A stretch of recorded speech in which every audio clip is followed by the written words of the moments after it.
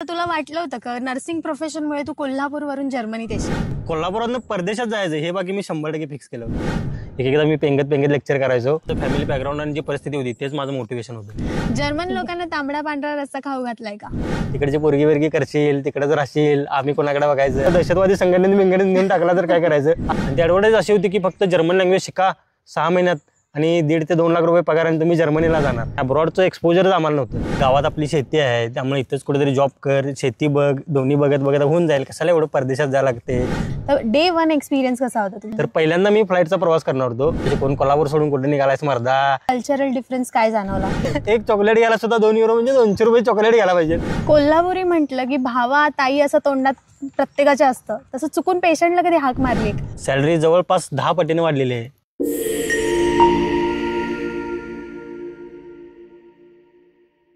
नमस्कार, मी Pallavi A for abroad मध्ये तुमचं स्वागत करते. आज माझ्यासोबत आहेत माझे स्पेशल गेस्ट प्रथमेश पाटील. प्रथमेश दादा आणि माझ्यामध्ये एक गोष्ट कॉमन आहे, ते म्हणजे आमचं कोल्हापूर. काही लोक बॅचलर्स मास्टर्स करून जर्मनीत जॉब मिळवतात, पण प्रथमेश दादाने नर्सिंग करून जर्मनीत जॉब मिळवलाय. आणि एवढंच नाही, सध्या सोशल मीडियावर पाटील इन जर्मनी म्हणून नवीन ओळख निर्माण केली आहे. थोडाही वेळ न घालवता आपल्या गप्पांना सुरुवात करू. जर्मनीत येण्यासाठी कसं मोटिवेशन मिळालं? प्रत्येकाचं मोटिवेशन काय ना काहीतरी वेगळं होतं असते. पण माझं मोटिवेशन म्हणजे माझी परिस्थिती होती. आणि आपली परिस्थितीच आपल्याला शिकवते की आपल्याला लाईफमध्ये काय करायचं आहे. आणि आपली परिस्थितीच हेच आपलं मोटिवेशन असते. म्हणजे तुम्ही किती जरी संदीप माहेश्वरीचे व्हिडिओ बघा, मोटिवेशनल व्हिडिओ बघा, तर तुम्ही जेव्हा स्वतः तुम्ही ते रिअलाइज करत नाही तुमच्या परिस्थितीशी, तोपर्यंत तुम्ही तुमच्या सक्सेसपर्यंत पोहोचणं अवघड आहे. म्हणजे असं वैयक्तिक माझं मत आहे. तुम्ही किती जरी मोटिवेशनल व्हिडिओ बघितला, आत्ता मोटिवेशनल व्हिडिओ बघताय, नंतर परत इंस्टाग्रामवर जाऊन तुम्ही रील स्क्रोल करायला लागला, तर त्याच्यात काय अर्थ नाही. पण तुम्ही विदाऊट मोटिवेशनल व्हिडिओ न बघता तुमच्या परिस्थितीला जर तुम्ही एक तुमचं मोटिवेशन मानलं, तर तुम्ही तुमचा गोल अचीव्ह करण्यापासून तुम्हाला कोणी रोखू शकत नाही. तर हे एक माझं वैयक्तिक मोटिवेशन होतं की माझी परिस्थिती, आणि ती आपल्याला चेंज करायची होती. त्यामुळं त्या परिस्थितीलाच एक मोटिवेशन पकडून मी माझ्या गोलपर्यंत पोहोचलो. तू कोल्हापुरात नेमका कुठे राहायचास, काय शिक्षण केलं आणि काय काम करायचास, आणि मग जर्मनीत येण्याचं कधी पक्क केलं? कोल्हापूर जिल्ह्यात पन्हाळा तालुक्यात छत्रपती शिवाजी महाराजांच्या पन्हाळा गडाच्या पायथ्याशी माझं गाव आहे. आणि माझं जे शिक्षण झालं 1ली ते 4थीपर्यंत, म्हणजे माझं जे ओव्हरऑल शिक्षण आहे ते सगळं इंग्लिश मिडियममधूनच झाले. 1ली ते 4थीपर्यंत मी आमच्या इथल्या जवळपासच्या एका शाळेत होतो. त्यानंतर 4थी ते 10वीपर्यंत मी कोल्हापूरच्या एका शाळेत होतो इंग्लिश मिडियममध्ये. त्यानंतर 11वी 12वी सुद्धा माझी कोल्हापुरातच झाली. BSc नर्सिंग 4 वर्ष ते सुद्धा सगळं माझं कोल्हापुरातच झालं. मी DY पाटीलला BSc नर्सिंग केलं. BSc नर्सिंग पूर्ण झाल्यानंतर मग कॅम्पस इंटरव्ह्यू झाला. कॅम्पस इंटरव्ह्यूमधनं माझं सिलेक्शन झालं आणि त्यानंतर मला पुण्यात जॉब मिळाला. मग पुण्यात मी जवळपास 1.5 वर्ष जॉब केला. तिथं सुद्धा मी 2 हॉस्पिटल स्विच केले. पहिलं जे मला हॉस्पिटल मिळालं होतं तिथं मला जनरल वॉर्ड मिळाला होता, पण मला ICU किंवा इमर्जन्सी वॉर्डमध्ये जॉब करायचा होता. त्यामुळे मग त्या हॉस्पिटलमध्ये मला ICU किंवा इमर्जन्सी वॉर्डमध्ये ऑपॉर्च्युनिटी मिळत नव्हती. म्हणजे तिथं अनफॉर्च्युनेटली वॅकन्सी फुल होत्या. मला जनरल वॉर्ड मिळाला होता. आणि मग तिथं जॉब करत करत मी दुसऱ्या हॉस्पिटलला सुद्धा इंटरव्ह्यू देत होतो. आणि मग मला DY पाटीलला पुण्यामधल्याच ऑपरेशन थिएटरमध्ये ऑपॉर्च्युनिटी मिळाली. त्यानंतर मग मी तो पहिल्या हॉस्पिटलचा जॉब स्विच करून DY पाटीलमध्ये जॉईन झालो.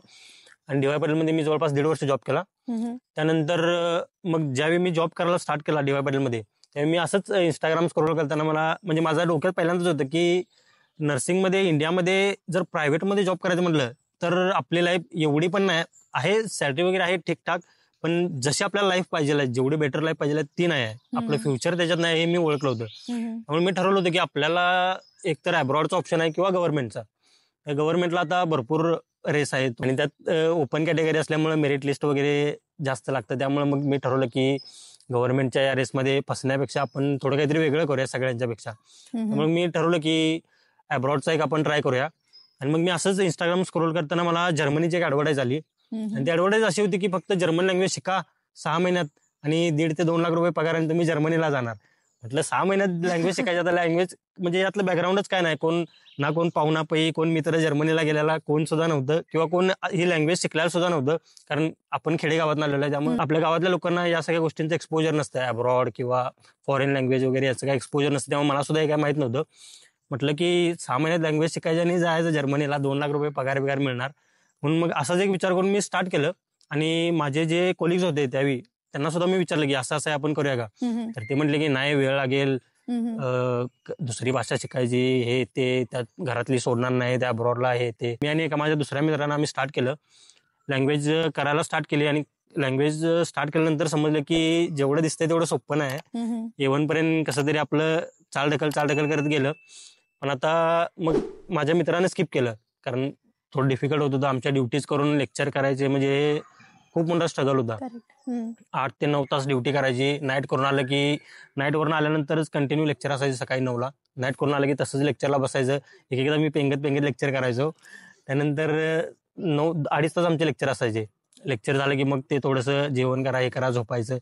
इव्हनिंग असेल तर मॉर्निंगला लेक्चर करून लगेच इव्हनिंगला जायचं. मॉर्निंग असेल तर आल्यानंतर इव्हनिंगला लेक्चर करायचं. अशा सगळ्या गोष्टी असल्यामुळे वेळ पण मिळायचा नाही. आणि हे सगळं करून परत स्टडीला पण वेळ आपल्याला द्यायला लागायचा ना. हे सगळं होत नसायचं. त्यामुळे ते मित्राचं थोडंसं त्याला हे सगळ्या गोष्टी जमल्या नाही, त्यामुळे त्याने स्किप केलं. पण माझं A1 असंच चालढकल करत आपलं क्लिअर झालं. पण मला पण वाटायला लागलं की हे खूप डिफिकल्ट आहे आणि या ड्युट्या करून हे लेक्चर एवढं करून परत स्टडीला वगैरे वेळ देता येत नव्हता.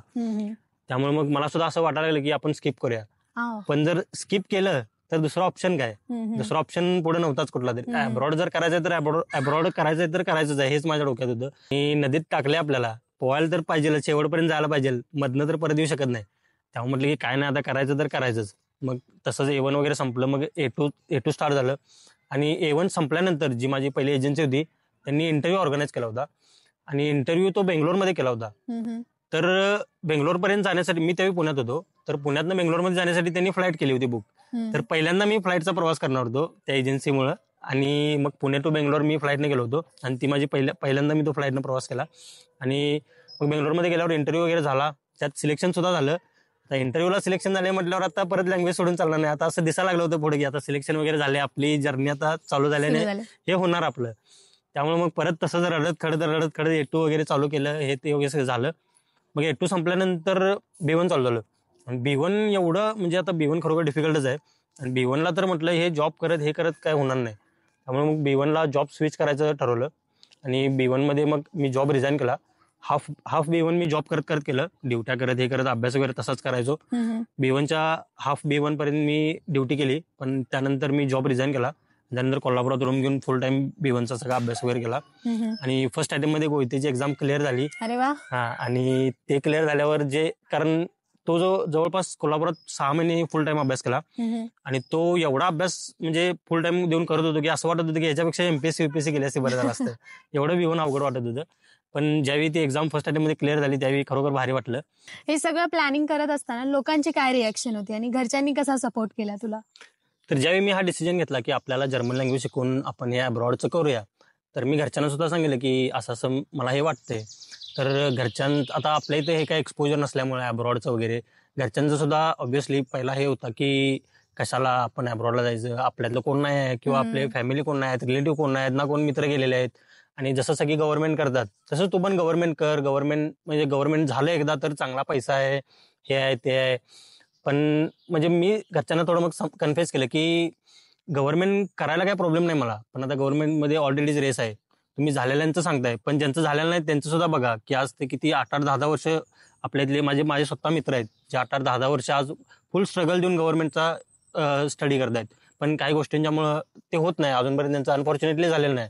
तर मी म्हटलं की आपण समजा जर नाही झालं तर एवढे 8-10 वर्ष आपण इन्व्हेस्ट करून जर समजा नाही झालं तर काय करायचं.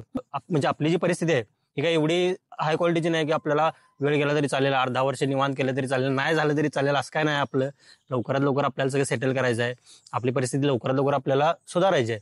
त्यामुळे म्हटलं की गव्हर्नमेंट करण्यात काय अर्थ नाही. आणि हे म्हटलं एक 6 महिन्याचा कोर्स आहे, म्हटलं 6 महिने केले की आपण जातोय म्हटलं जर्मनीला. तर तरी सुद्धा त्यांनी थोडंसं मला हे केलं की बाबा तू घरचा, आता मी मोठा आहे, त्यांचं म्हणणं होतं की तू जर अब्रॉडला गेलास तर मग पाठीमागे सगळं पडणार, पाठीमागचं कोण बघणार. त्यामुळे मग त्यांचं असं म्हणणं होतं की बघ थोडंसं गव्हर्नमेंटचंच ट्राय कर.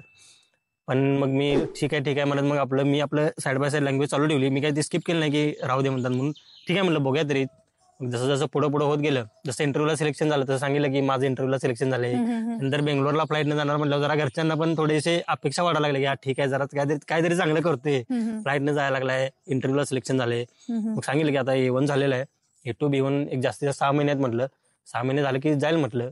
आणि झालं की काय प्रॉब्लेम नाही म्हटलं, गव्हर्नमेंटला कधी एक्झाम कधी निघत नाहीत, त्यात निघल्या की काहीतरी आता सगळा म्हणजे पेपर फुटाफुटी या सगळ्या गोष्टी व्हायला लागल्या, त्यामुळे स्टे लागतोय. म्हटलं हे सगळ्या वेळ जाणार, म्हणजे टाइम कन्झ्युमिंग प्रोसेस आहे म्हटलं ही. वन वे आहे हा. एकदा आपलं झालं की सगळं आपल्यावर आहे म्हटलं. इथं कुठल्या गव्हर्नमेंटचा वगैरे काही संबंध नाही. माझ्याकडे एक्झाम क्लिअर झाली की मी जाणार. तर मग त्यांना सुद्धा मग जसं जसं A2 मध्ये वगैरे मी जाईल तसं त्यांची सुद्धा थोडासा मग माइंडसेट चेंज झाला आणि मग ते सुद्धा सपोर्ट करायला लागले. आणि आसपासच्या लोकांचं जर म्हटलं तर मी A2 पर्यंत हे काय डिस्क्लोजच केलं नव्हतं कुणाला की मी जर्मन लँग्वेज शिकतोय किंवा हे करतोय, कारण मी पुण्यात असल्यामुळं माझा ड्युटी, माझे लेक्चर, मग गावाकडे वगैरे काही जास्त कोणाला काही गोष्टी माहित नव्हत्या. मित्रांनाच फक्त माझ्या थोडेसे हे माहित होतं आणि मी तिकडे असल्यामुळे जास्त कोणाला इकडे काही समजायचं पण नाही आणि मी डिस्क्लोज पण केलं नव्हतं, कारण माझंच फिक्शन होतं की जाईल का नाही. कारण मीच फक्त आपलं करूया म्हणून चालू केलं होतं. गेलं नाही तर काय प्रॉब्लेम, सगळीकडे सांगायचं आणि नाही झालं तर प्रॉब्लेम नको म्हणून मीच सांगितलं नव्हतं. पण जसं मी मग B1 मध्ये जॉब सोडून कोल्हापुरात आलो फुल टाइम राहायला, तसं मग बरेच जण विचारायला लागले की अरे काय जॉब सोडून का आलायस, कोल्हापुरात का राहायला लागलायस, जॉब करत नाहीस काय भानगडात. कारण आपल्याकडे एखाद्याने जॉब सोडला की त्याच्याकडे बघण्याचं जो इंटेन्शन असतो तो वेगळा असतोय. दृष्टिकोनच बदलून जातो लोकांचा. दृष्टिकोन बदलून जातोय. आणि जॉब सोडून परत आला आणि दुसरीकडे जर लागला तर एक भाग वेगळा आहे, पण मी फुल टाइम अभ्यासच करते म्हणल्यावर मग आणि ती विचार लागली अरे काय भानगड, तू कोल्हापुरात राहून काय करायला लागलायस हे ते. मग तसं तसं करत मग थोड्या लोकांना समजायला लागलं की मी असं करायला लागलोय, जर्मन लँग्वेज शिकायला लागलोय आणि तिकडे जायचा माझा प्लॅन आहे. तर मग बऱ्याच लोकांनी थोडंसं म्हणजे डिमोटिवेट सुद्धा केलं की अरे कुठं काय परदेशी भाषा शिकून कोल्हापूर सोडून कुठे निघालायस मर्दा, आपलं गाव भारी आहे, हे आहे ते असं जरा असं म्हटले. आणि एकदा तिकडे गेलं की तिकडेच होते, इकडे परत कोणी येत नाही, तिकडची पोरगी बिरगी करशील, तिकडेच राहशील, आम्ही कोणाकडे बघायचं, असं जरा त्यांचं म्हणायचं.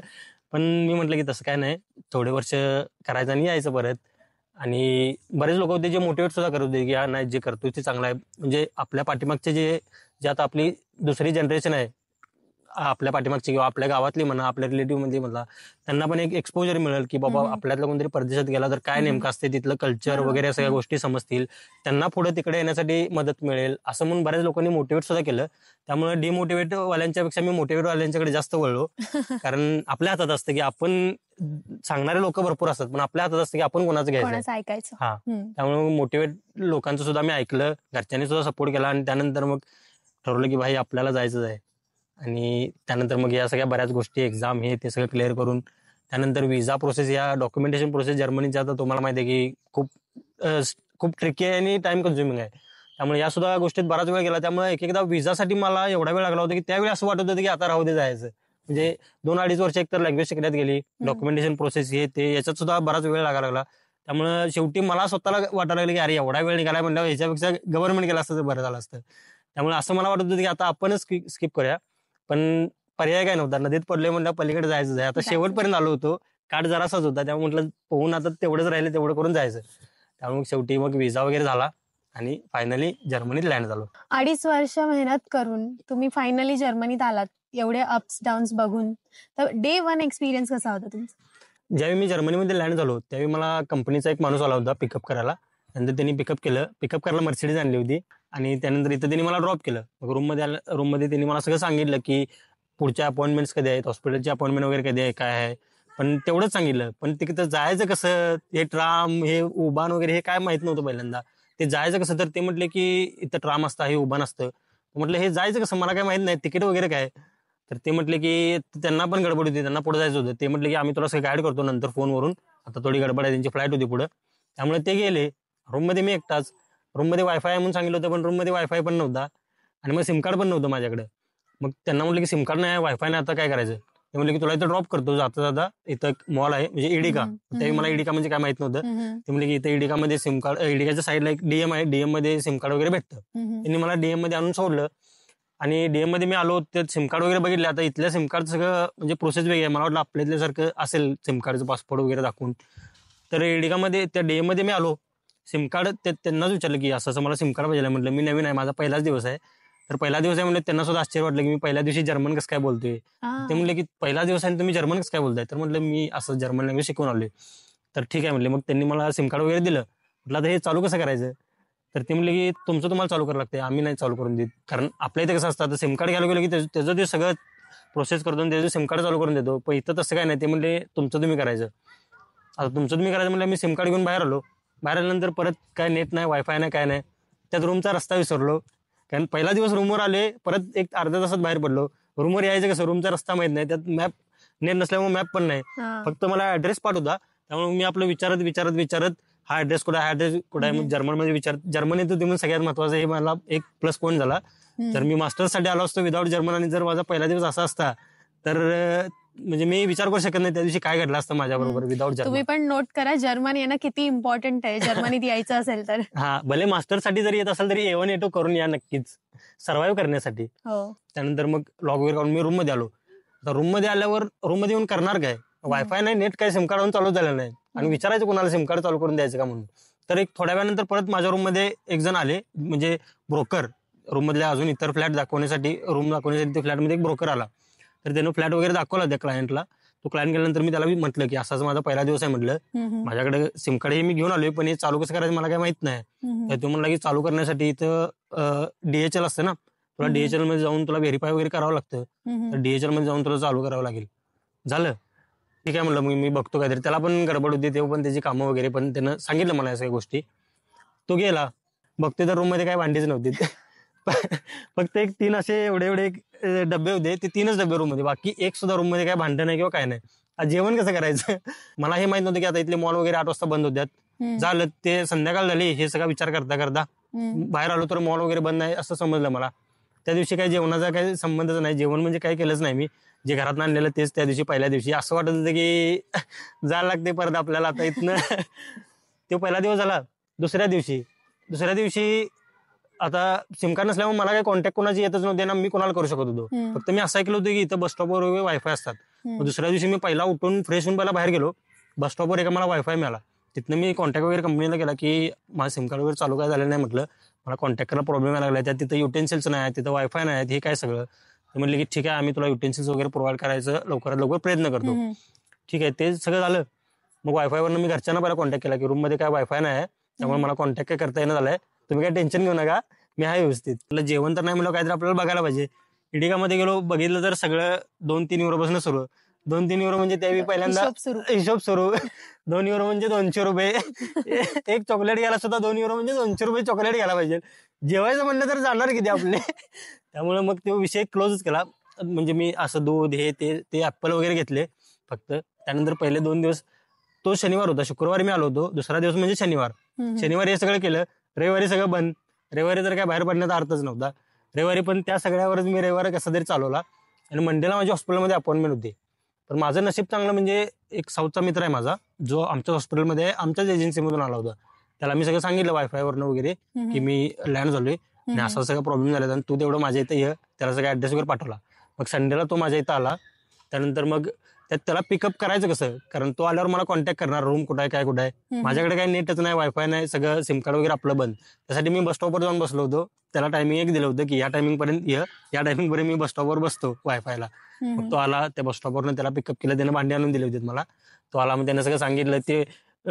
ते जो आपला हा आहे काय इंडक्शन, तो आता इंडक्शन पण हा आपल्यासाठी नवीनच आहे, आपल्याकडे जे ते इलेक्ट्रिकल आहेत. तो इंडक्शन कसा चालू करायचा, त्यानंतर ते डिशवॉशर कसा चालू करायचा, त्यानंतर बाकी सगळं मग त्याने मला सांगितलं, कारण तो ऑलरेडी 2 महिने आला होता जर्मनीमध्ये. त्यानं मग ते युटेन्सिल्स वगैरे सगळे दिले, ते सगळ्या गोष्टी सांगितल्या.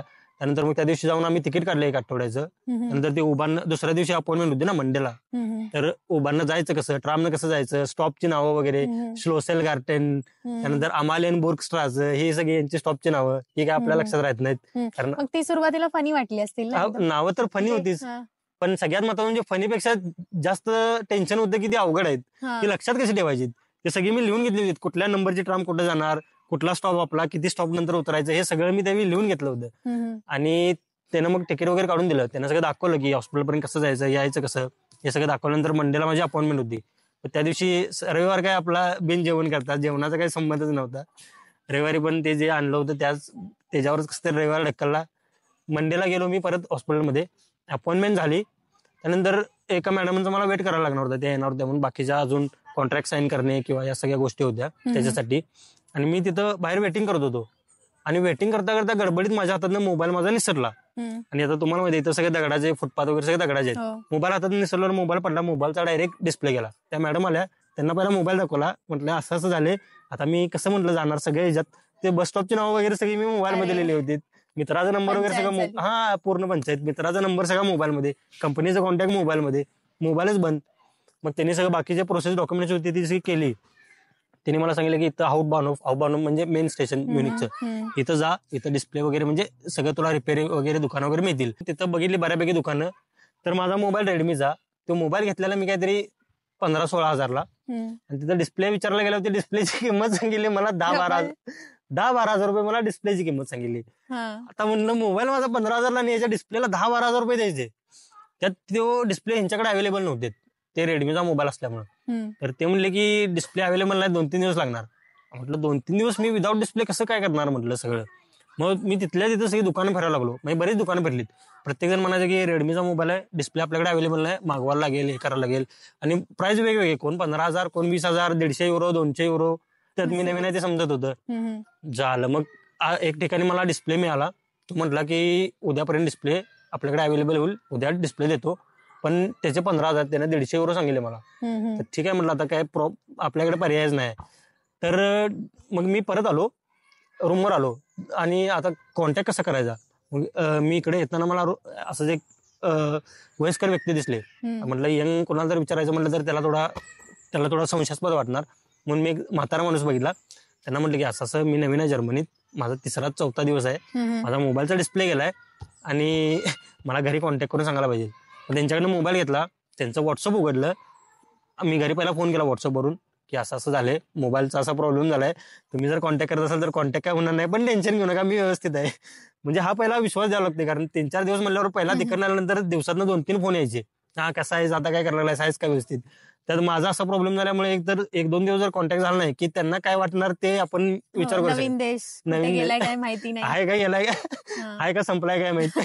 कारण सगळ्यात पहिला म्हणजे घरातल्यांनी पहिला मला एक प्रश्न विचारला होता की ठीक आहे तू जर्मनीत चाललायस, ठीक आहे जाशील, पण ती एजन्सी वगैरे जी घालवायला लागली ती आहे का व्यवस्थित, का तिथनं नेऊन कुठेतरी कुठल्या दहशतवादी संघटनेत नेऊन टाकला तर काय करायचं. असा एक त्यांचा पहिल्यांदा हे असायचं. कारण उदाहरणं अशी झालेली आहेत की परदेशात नोकरी लावतो म्हणून नेलंय, पण काहीतरी वेगळीच कामं लावलेले आहेत, किंवा कुठेतरी दुसऱ्याच एखाद्या फील्डमध्ये टाकलेलं आहे, सांगताना एक सांगायचं आणि नेऊन टाकायचं दुसरीकडेच.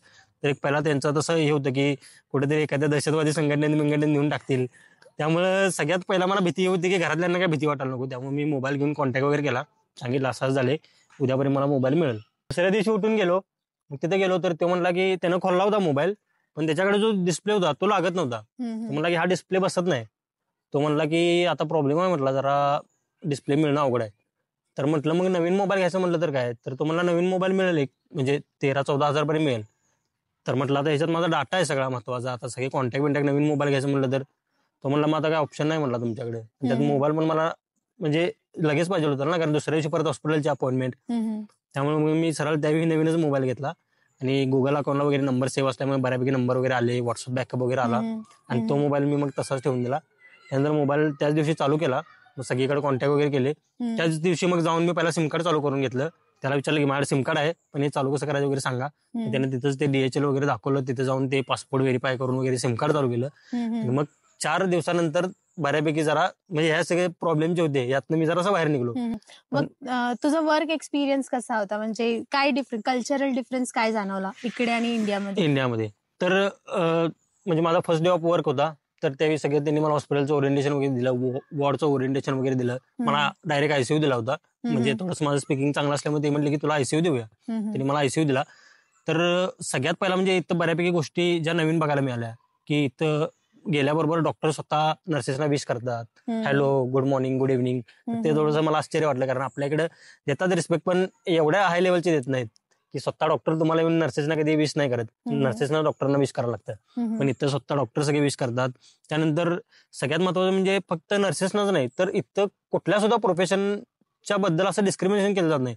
एक सफाई कर्मचारी जरी असला तरी डॉक्टर त्याला स्वतः हॉस्पिटलमधल्या सफाई कर्मचाऱ्याला सुद्धा डॉक्टर स्वतः विश करणार.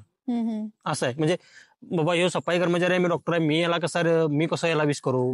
नर्सेसच असं नाही, नर्सेस एक ठीक आहे बाबा, एक प्रोफेशन आहे, पण जर तुम्ही सफाई कर्मचारी वगैरे जसं वॉर्ड बॉय वगैरे आपण म्हणतो, त्यांना सुद्धा डॉक्टर स्वतः विश करतात. म्हणजे इथं कुठल्या सुद्धा प्रोफेशनच्या बाबतीत डिस्क्रिमिनेशन केलं जात नाही. इथल्या लोकांच्याकडनं एक शिकण्यासारखी ती गोष्ट आहे की सगळ्या प्रोफेशनना ही त्याच लेवलचा दर्जा देतात, त्याच लेवलची रिस्पेक्ट देतात.